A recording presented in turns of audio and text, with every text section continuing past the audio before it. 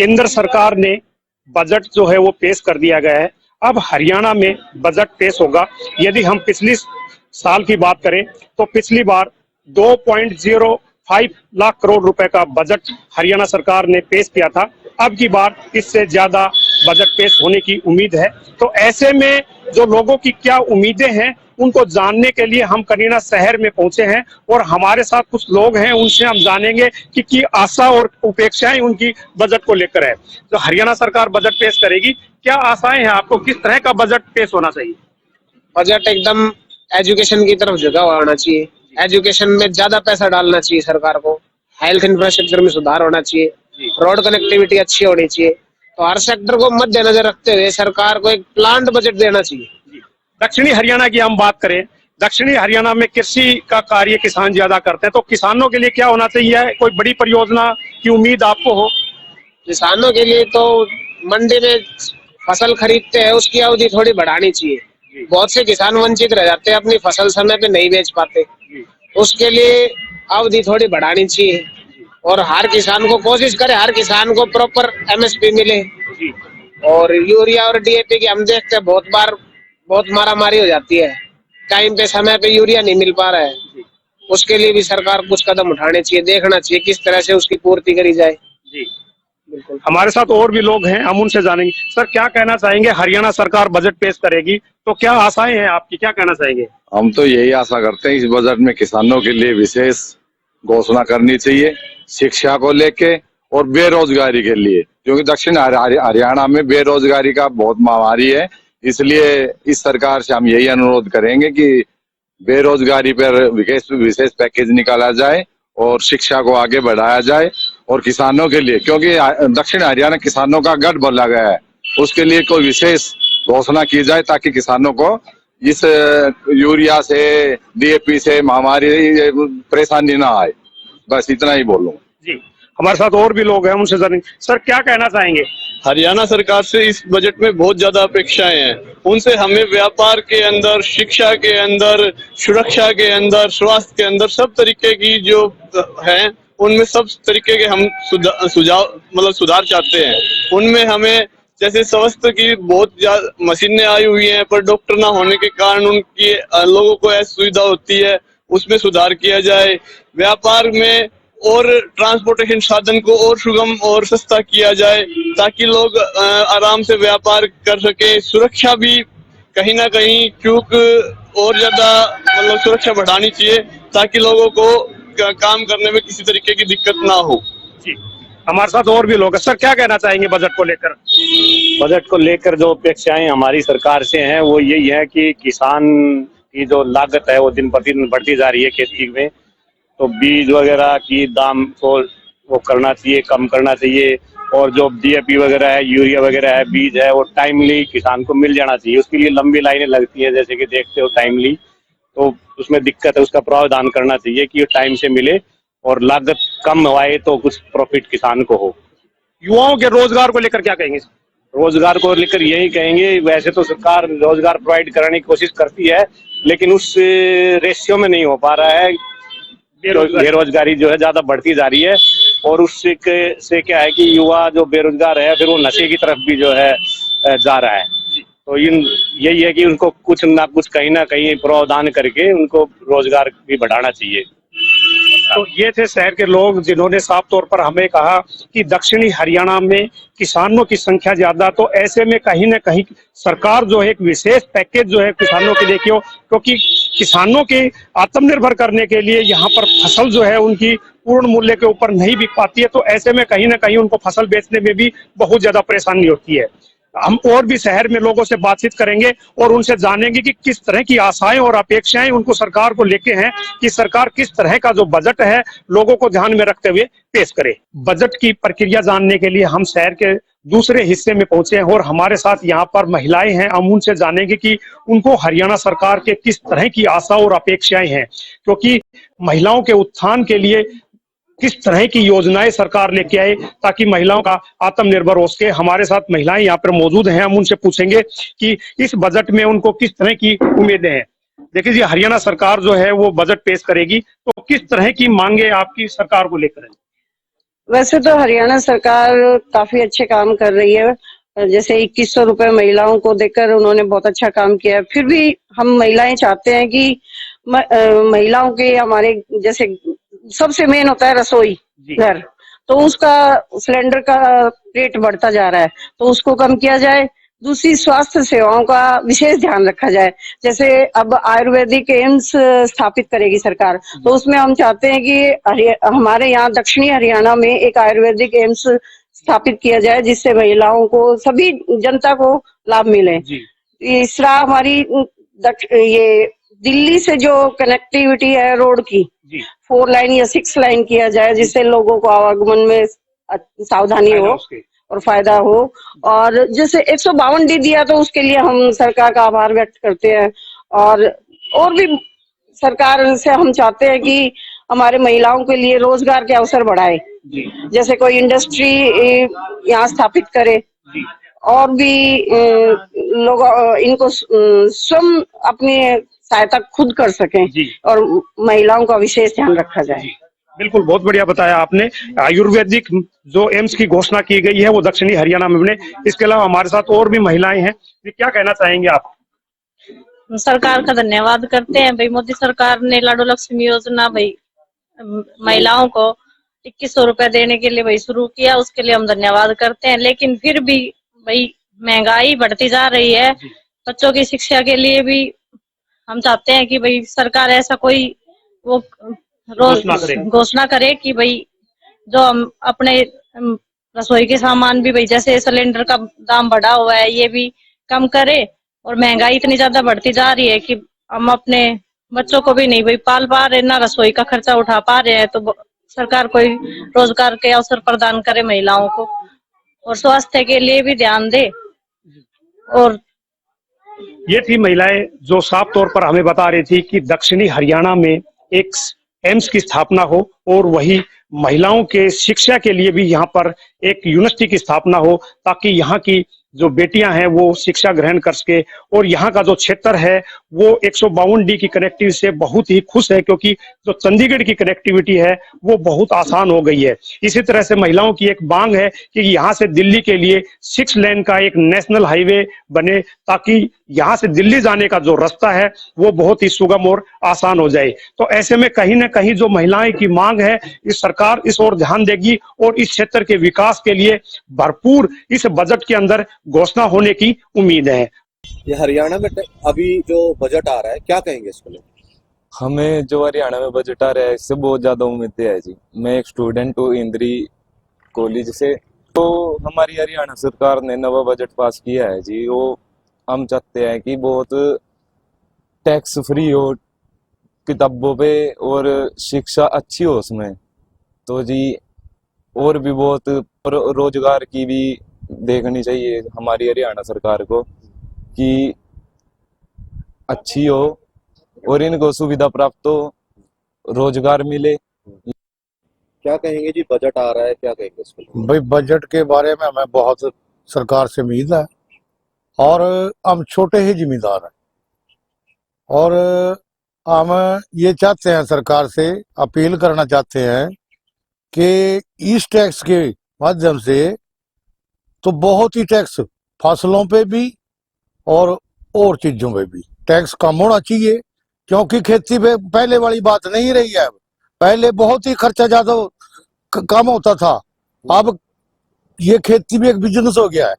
कहीं कहीं कट्टे कार के महंगी से महंगी दवाइयां गिरनी पड़ती हैं, और बहुत ही ज्यादा, क्यों छोटा जिम्मेदार एक तो अपना साधन नहीं ले सकता, और उसने सारा काम किसी ट्रैक्टर द्वारा कराया जाता है, जो उस पर भी खर्च काफी हो जाता है।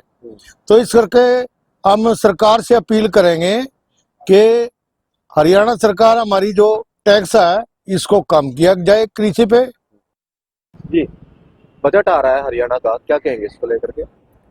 बजट के लिए सभी की उपेक्षाएं होती है। भाई बजट आएगा सरकार का तो इसमें कुछ ना कुछ राहत सबको मिलेगी।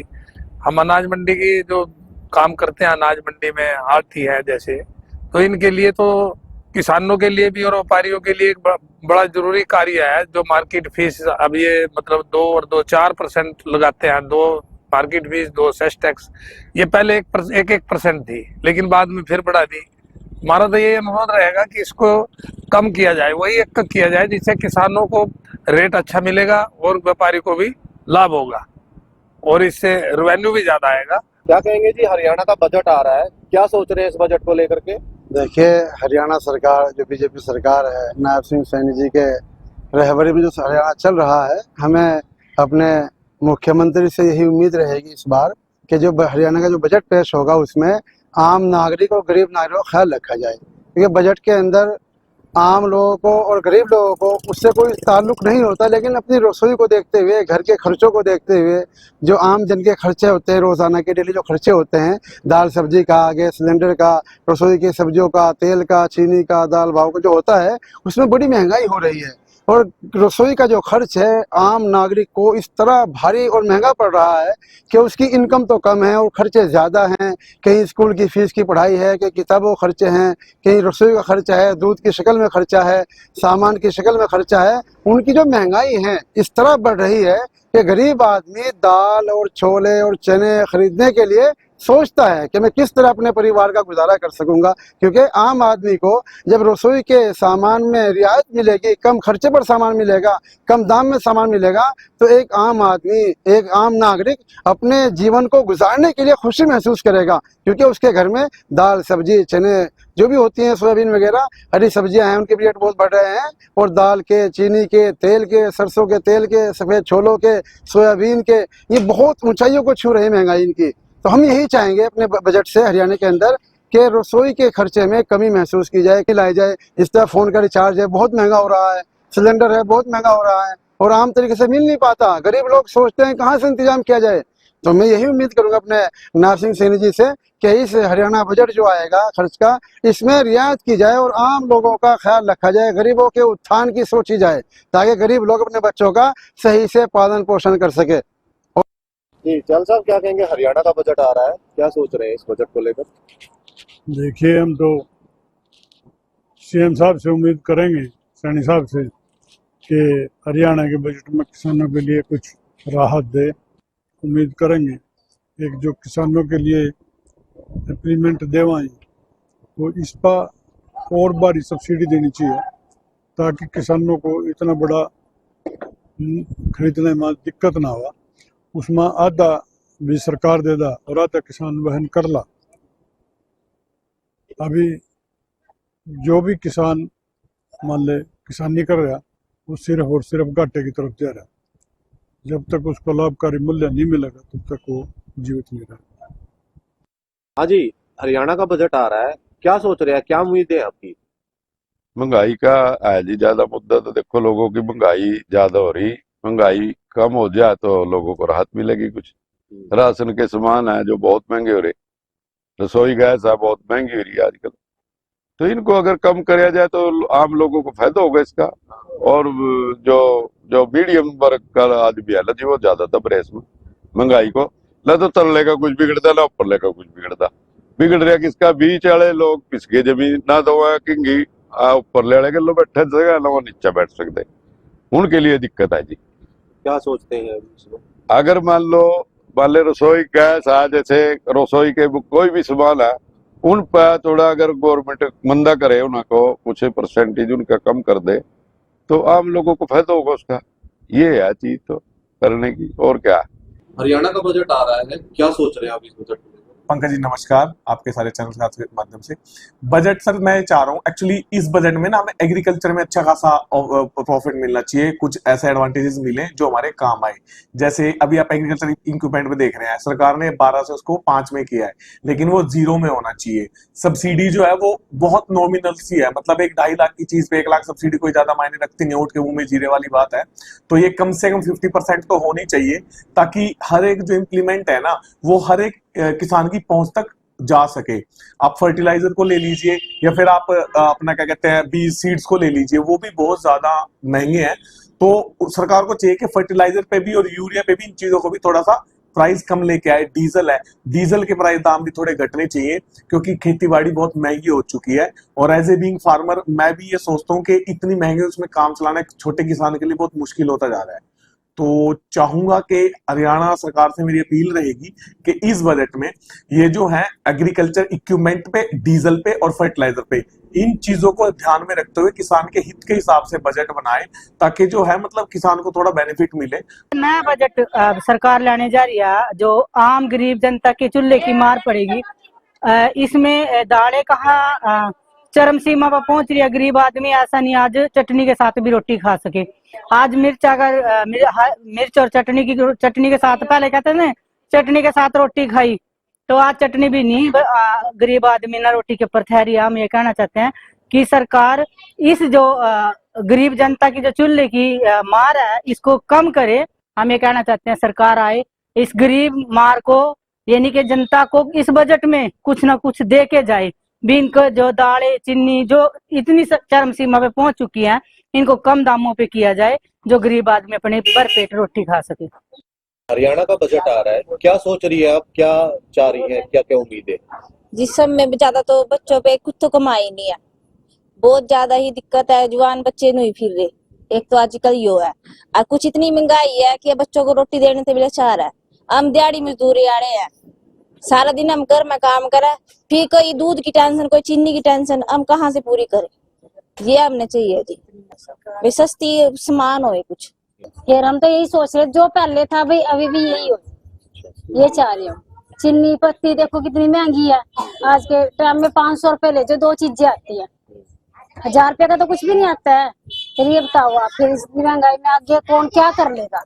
कोई कुछ नहीं कर। यही चाहते हैं भाई रेट कम होए, हर चीज का होए। देखो जो घर की जरूरत है उसका हर चीज का रेट कम होना चाहिए, सीधी सी बात है ये है जी। अपेक्षाएं बस यही है कि एक तो सरकार युवाओं के रोजगार पर और थोड़ा ध्यान देने की आवश्यकता है कि जिस तरीके से बीजेपी गवर्नमेंट आने के बाद सरकार ने रोजगार की तरफ काफ़ी ध्यान दिया है और जो भर्तियां हो रही हैं वो एक तरीके से निष्पक्ष भी हो रही हैं, और साथ ही साथ जो महिलाओं की सुरक्षा को लेकर थोड़े और कदम उठाने की आवश्यकता है, तो उस पर भी सरकार का ध्यान जाना चाहिए और उस पर भी सरकार को काम करना चाहिए। कुछ ऐसी चीज़ें इसमें ऐड करनी पड़ेंगी कि हम चाहे जितने भी बड़े शहर हैं हमारे, चाहे पानीपत है, गुड़गांव है, फरीदाबाद है, वहाँ पर महिलाओं की सुरक्षा की तरफ थोड़ा ध्यान देने की ज़रूरत है। साथ ही साथ जो जैसे मैंने बताया कि पानीपत है, टैक्स देने के मामले में पानीपत का बहुत अहम योगदान रहता है, तो यहाँ की जो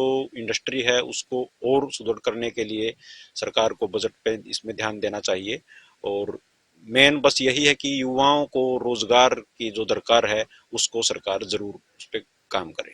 तो एज अ स्टूडेंट जैसे कि हमें भी पता है कि बजट में निर्मला मैम ने भी हमें बताया कि जो सरकार है वो क्रिएटिव स्किल्स पे भी बहुत ज़्यादा फोकस करने वाली है, एआई पे भी बहुत ज़्यादा फोकस रहने वाला है। तो एज अ स्टूडेंट मैं चाहूँगी कि बहुत अच्छे कोर्सेज जो है ना वो बजट में हम लोगों को इंट्रोड्यूस किए जाएँ। और मतलब लोकल यूनिवर्सिटीज़ में भी अभी इतनी बातचीत नहीं होती है। गेमिंग स्किल्स को लेकर भी उन्होंने कहा है कि आगे जाके गेमिंग्स में भी काफ़ी ज़्यादा मतलब हमको कह सकते हैं उतार देखने को मिलेगा, क्योंकि फ्यूचर देखती है, इंडिया भी फ्यूचर देख रहा है उस प्लेटफॉर्म पे। तो एज ए स्टूडेंट मैं यही कहूँगी कि उस जगह पे भी मतलब वो कोर्सेज हमको इंट्रोड्यूस किए जाए।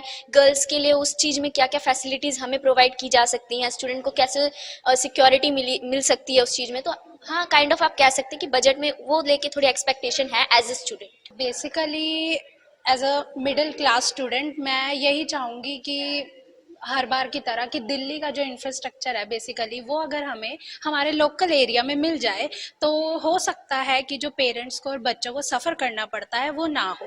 जो सारा स्टडी का मटेरियल है या फिर जो यूनिवर्सिटीज़ दिल्ली में स्टूडेंट्स को दे रही हैं वही यहाँ पर भी मिलने लग जाए, क्योंकि पानीपत में मेरे हिसाब से इतनी अभी 1-2 यूनिवर्सिटीज़ को छोड़कर बेटर इंफ्रास्ट्रक्चर कोई भी प्रोवाइड नहीं करवा रहा है एज अ स्टूडेंट। और बाकी जहाँ तक नारियों की, महिलाओं की बात है तो वही है कि जैसे अब आजकल औरतें काफ़ी ज़्यादा सक्षम हो रही हैं, तो उनके भी बिजनेस को अपलिफ्ट करने के लिए जैसे सरकार ने सेंट्रल बजट में काफ़ी कुछ चीज़ें लाई है महिलाओं के लिए, कुछ एक ऑर्गेनाइजेशन बनाई है ताकि औरतें अपना बिजनेस आगे तक पहुंचा सके अपने नाम पर। तो वैसा ही कुछ महिलाओं के लिए भी हरियाणा सरकार करे ताकि जो बिजनेस वुमेन है वो भी ग्रोथ कर सके। मेरे को ये लगता है कि हमें ज़्यादा जॉब अपॉर्चुनिटीज़ प्रोवाइड करनी चाहिए और जो एजुकेशन है वो ऐसी हो सिर्फ हमें हमें नंबर ऑफ मतलब स्टूडेंट्स इंक्रीज नहीं करने, ऐसी जॉब प्रोवाइड करे, मतलब ऐसी एजुकेशन हो जो जॉब ओरिएंटेड हो। तो जनरेट हो ही हो,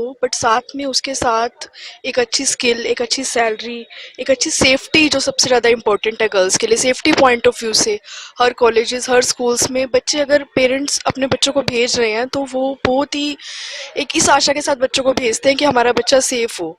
और ऐसा है हमारे हरियाणा में, लेकिन मैं ये चाहती हूँ कि और ज़्यादा ऐसे जो केसेस अभी हाल में बहुत सारे केसेस ऐसे सुनने में आ रहे हैं गर्ल्स की सेफ्टी के ऊपर, ये सब चीज़ें, तो इन चीज़ों की तरफ भी थोड़ा सा ध्यान दिया जाए, एम्प्लॉयमेंट प्लस सेफ्टी।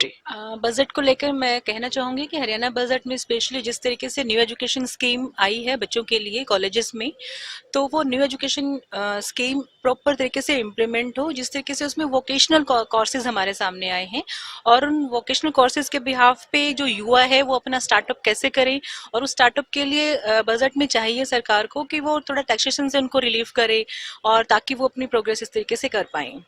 बाकी इसके अलावा अगर स्टडी के पॉइंट ऑफ व्यू से अगर हम देखें तो डिजिटल लाइब्रेरी जो है वो हर शहर में, गांव में, शहरों में तो आया है हमारे पास, और लेकिन गांव तक भी एक्सेस चीज़ें होनी चाहिए, डिजिटल लाइब्रेरी बच्चों के लिए बनवाई जाए। हरियाणा जो कृषि प्रधान प्रदेश है, तो इसमें कितना मतलब कृषि का बजट अलोकेट किया जाता है, ये इस बात पर डिपेंड करता है। और साथ साथ जो MSME है, जो छोटे छोटे इकाइयां हैं, इससे एम्प्लॉयमेंट अपॉर्चुनिटी ज़्यादा बढ़ती हैं, तो उस पर कितना बजट हरियाणा गवर्नमेंट दे रही है। और जो लाडो स्कीम का है तो उसका और फर्दर एक्सपेंशन है, क्योंकि ये कहीं ना कहीं कंज्यूमरिज्म को बढ़ावा देते हैं, इससे प्रोडक्शन भी बढ़ती है, एम्प्लॉयमेंट भी बढ़ती है। उम्मीद है सर अच्छा बजट होगा? हाँ, डेफिनेटली अच्छा बजट होगा, क्योंकि मतलब ये जो यूनियन गवर्नमेंट है और यहाँ भी बीजेपी गवर्नमेंट है, सेंटर में बीजेपी गवर्नमेंट है, तो फुल कोऑपरेशन होगा, तो डेफिनेटली एक अच्छा बजट हम उम्मीद कर सकते हैं। बजट की चर्चा के लिए हम शहर के दूसरे इलाके में पहुंचे हैं और उनसे जानेंगे कि हरियाणा सरकार से किस तरह की आशा और अपेक्षाएं बजट को लेकर है, क्योंकि अभी जो बजट पेश होने वाला है उसको लेकर लोगों की राय जान रहे हैं कि किस तरह की उम्मीद जो है वो हरियाणा सरकार से लोग लगाए बैठे हैं। सर, हरियाणा सरकार जो बजट पेश करेगी, किस तरह की उम्मीद आपको है, किस तरह का बजट होना चाहिए? इसलिए सर चाहते हैं कि किसानों के हित के लिए कोई अच्छे कदम उठाए जाए ताकि इनके परिवार का पालन पोषण हो सके। जी, हमारे साथ और भी स्थानीय लोग हैं, उनसे भी हम जानेंगे। सर, बजट को लेकर क्या कहना चाहेंगे जो हरियाणा सरकार बजट पेश करेगी? सर, हरियाणा सरकार जो, मैं तो चाहता हूं कि व्यापारी वर्ग, मैं व्यापार वर्ग से हूं तो इसलिए मैं तो व्यापारी वर्ग की कहूंगा कि हरियाणा सरकार से मेरी गुजारिश है कि व्यापारियों का बहुत ध्यान रखे, क्योंकि व्यापारी दिन ब दिन परेशान, दिन ब दिन मतलब मंदी आती जा रही है, मार्केट एकदम मंदी हुई पड़ी है। व्यापारी वर्ग को सरकार व्यापारी वर्ग की तरफ ध्यान दे, ताकि व्यापारी वर्ग आए दिन सुसाइड करते हैं, एक बहुत ज्यादा बेरोजगारी हो चुकी है, उसकी तरफ भी सरकार ध्यान दे, यही मेरी सरकार से गुजारिश है।